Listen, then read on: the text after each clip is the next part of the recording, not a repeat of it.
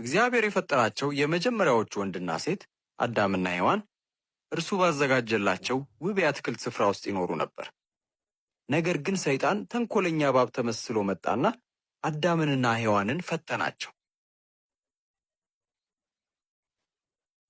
እባቡም ሔዋንን እግዚአብሔር ከነዚህ ዛፎች ፍሬ እንዳትበሉ አዟልን ብሎ ጠየቃት። ሔዋንም መሃል ላይ ካለው ዛፍ ብቻ ነው አትብሎ ያለን፣ ከእርሱ ዛፍ ከበላን እንሞታለን ብላ መለሰችለት። አትሞቱም አለ እባቡ።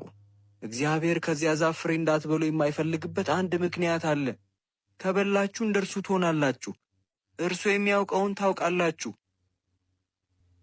ሔዋን ፍሬውን በላች፣ ከእሷ ጋር ለነበረውም አዳም ሰጠችው፣ እርሱም በላው።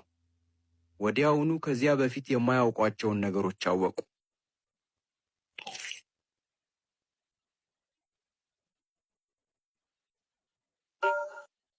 አንድ ያወቁት ነገር ራቁታቸውን መሆናቸውን ነው። ራሳቸውን ለመሸፈን ቅጠሎችን አንድ ላይ ሰፍተው ለበሱ። ከዚያ በፊት ፍርሃት ወይም ሀፍረት ተሰምቷቸው ስለማያውቅ የሆነ ችግር እንደተፈጠረ ተረዱ።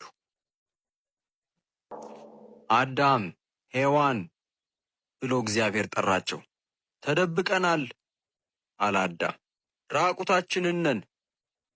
እግዚአብሔርም ያንን ያወቃችሁት ከዛፉ ስለበላችሁ ነው አለ። አዘነም።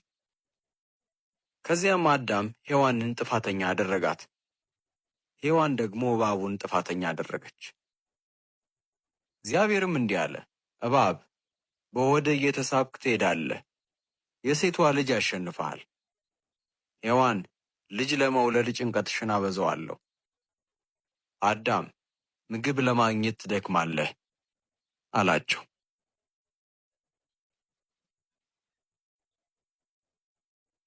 ከዚያም እግዚአብሔር ለአዳምና ለሔዋን ልብስ ሰራላቸውና ከአትክልት ስፍራው አስወጣቸው። ወደ አትክልት ቦታ መመለስ እንዳይችሉ ነበልባላዊ ሰይፍ የያዘ መልአክ በዚያ አስቀመጠ።